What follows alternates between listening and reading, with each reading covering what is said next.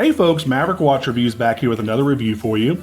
Today we have the Seiko Prospex 100 meter solar quartz chronograph, model number SSC261P2. And before I get into it, I want to thank the good folks over at Duty Free Island for this review unit. At Duty Free Island, you get duty-free, tax-free, and free worldwide shipping. Duty Free Island only sells 100% authentic and genuine watches, and they're simply just a great bunch of folks to deal with.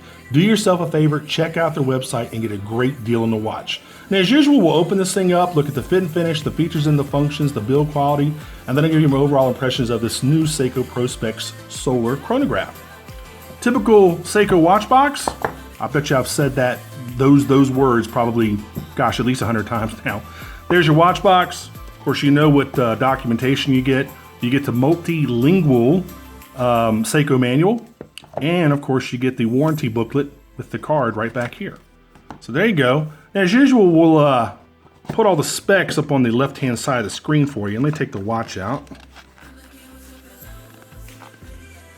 This thing is really tight on this pillow, by the way. There we go. All right. All right. So here we go. You got a 46 millimeter case. It's a pretty big watch. It's 13 millimeters thick. It's on a 20 millimeter leather strap. It's 100 meters water resistant, which is 330 feet. It does have a sapphire crystal, which is nice in a watch in this price range. Of course, it has Lume Bright all over the indexes and hands. It has the V175 movement, which is a 10-month power reserve. Of course, it has a chronograph function. It has a date function over there at 4:30. It has a 24-hour display, insufficient charge warning, and overcharging prevention function. So not too many specs with this. I mean, you get a solar-powered quartz chronograph. It is of the Prospex line, which is, I mean, it's a great looking watch. I love the way it looks. The dial is kind of busy with all the different numbers on the bezel, on the inside chapter ring. There's a lot going on with the dial, but it really doesn't look that bad when you just kind of glance down at it. There's a lot of information you can get if you want, but it doesn't look too busy, even though there's a lot of information there. You can see all the different subdials over here. If you look on the 3 o'clock subdial, that is your 24-hour indicator. The 9 o'clock and 6 o'clock are for the chronograph function. And of course, you see the date window, which is actually obscured by the minute hand. It's a little circular date window right here at 4:30. You can't see it right now. You'll see it later in the review as time passes.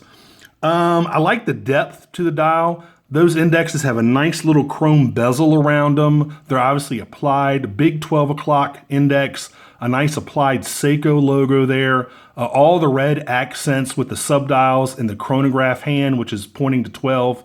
Let me go demonstrate that real quick. There you go. And then you stop it, restart it, and it actually kind of resets kind of slowly compared to some of those mechanical chronographs, but you know, not too bad. It does have a non-screw down crown. This is not going to be a dive watch. I wouldn't really expect it to screw down crown in a 100 meter rated watch. Of course, you got your pushers at 2 and 4. You've got a bi-directional bezel. This bezel has a slide rule on it because this is an aviation watch. This allows you to perform fuel calculations and distance calculations and stuff like that. Pretty neat.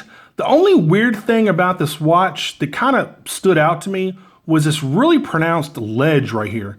See right here on the left-hand side, and this is also on the right-hand side of the watch. That's a huge ledge right there. And when you're going to operate the crown and the pushers, it kind of interferes because the ledge sticks almost halfway out of the crown, halfway out to the crown, which is just kind of odd. I mean, it's a cool looking case design, absolutely. But it's just this ledge really kind of interferes with the operation of the watch. I mean, I wouldn't say it like severely limits what you can do with it, but when you unscrew the crown and screw up, when you pull the crown out and push it back in, you're constantly bumping into this ledge. And of course, it's on the other side too. You can see how pronounced it is. It's just it's an odd case design in my opinion. So anyway, we got a lot of polished areas on this case, mostly polished areas. You have a couple on the underside. Is also polished too. You have some brushed areas too. Just a real simple case back with the Seiko and Prospex logo laser engraved on the case back. And again, you still have some polished areas underneath on the back of the case here. A nice signed buckle right there. Of course, this is brushed as well. Nice leather strap. Leather straps are not my favorite, and especially Seiko leather straps, because they do this, where you have this one keeper that's movable, and then you have this one keeper that's sewn into the leather strap that you cannot move. So if you're a smaller guy and have a smaller wrist, and say you do this, and say you're going to use a lot of the adjustment, you have to take this leather strap and go all the way back in underneath this fixed keeper that doesn't move. And it's just kind of a pain in the butt, to tell you the truth. I don't know why they don't make this movable as well, but as you can see, it's actually sewn in. I mean, it's not going anywhere. Let's actually open it up a little bit here. So there you go. There's kind of a full, you see obviously genuine leather Seiko. I mean, it's a great looking watch. I'm just not a big leather strap fan. That's just me. So anyway, I would much prefer a stainless steel bracelet. And you can get one of these with the stainless steel bracelet. You don't have to get it with just the leather. I'm a stainless steel bracelet guy. I've liked those a lot better than leather straps, a lot. Now, my second favorite is obviously the rubber or silicone straps that some of those Seiko watches have. And some of the Citizens, which are very, very comfortable. I just don't like leather. It gets discolored. It's just not really a material to me to use with a watch. I mean, if you're going out to a dressy event or a cocktail party or something, I could see it there. But then again, you probably wouldn't wear a watch like this. You'd probably wear the Citizen Stiletto, which I have coming up here in about a week or so. You'd probably wear something like that. But anyway, that's all personal preference. I'm kind of digressing here. Let me go ahead and pause the video. I'm gonna try this watch on and we'll see what it looks like on the wrist. Hold on just a second. All right, there you go. Good looking wrist, presence. Nice wrist candy. Then you can see that big ledge again. God, you could go bungee jumping off of that thing. It's just huge. I don't know why they did that. It's just kind of odd.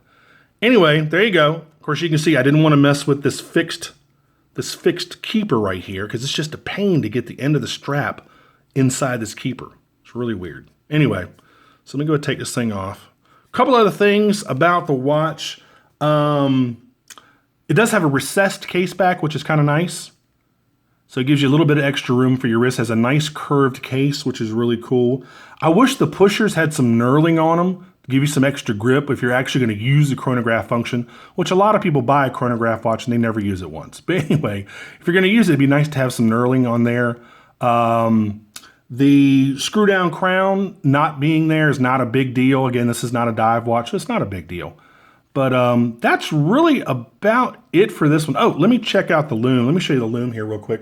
Let me kill the studio light and let's check out this Lume. It's not going to be as loomed as well as one of the Seiko divers, but it's got a decent amount of lume on it. I mean, don't expect, Black Monster or Sumo lume on this thing. There you go. It would be kind of cool if that 12 had been loomed as well. There you go. So it's got some decent lume. Not bad. Better than actually I thought it would be. There you go. So anyway, so that's the lume on it. I like this watch. It's just not my personal favorite. I'd probably want to wear this with a stainless steel bracelet just because I like stainless steel so much. It just feels more secure to me for some reason. Maybe it's because I like the weight of it. These leather straps, they just, I don't know, man. Plus this thing is really, really stiff when you first start wearing the watch. You can see how it's kind of molded in this one fixed shape, and it's going to take a while to break in the leather. And I don't want to have to break in a watch. I want to put a watch on, not worry about it, make sure it's secure. The only types of bracelets I like are, like I said, the silicone, stainless steel, and those NATO straps. I like that nylon. Just not a big leather bracelet, leather strap fan. So anyway, if you like this one, you can get this over at Duty Free Island for $340. There are a couple other versions available, and I'll put all those associated links in the description field for you. And I'm trying to think of anything else I might have forgotten. I think that's really about it with this one. Like I said, great looking watch, just not my personal preference. But it doesn't mean that watch, this watch isn't for you. So they're obviously selling a lot of these. They're rebranding these Prospex watches. Nice 10-month power reserve on the solar movement, on the V175 movement. So again, not my particular favorite watch, but definitely a good looking watch. So if you like it, go over to Duty Free Island and pick one up. Again, you know, free shipping, tax-free, duty-free, all that good stuff. So check them out. Anyway, until the next review, I will see y'all later. Take care. Bye-bye.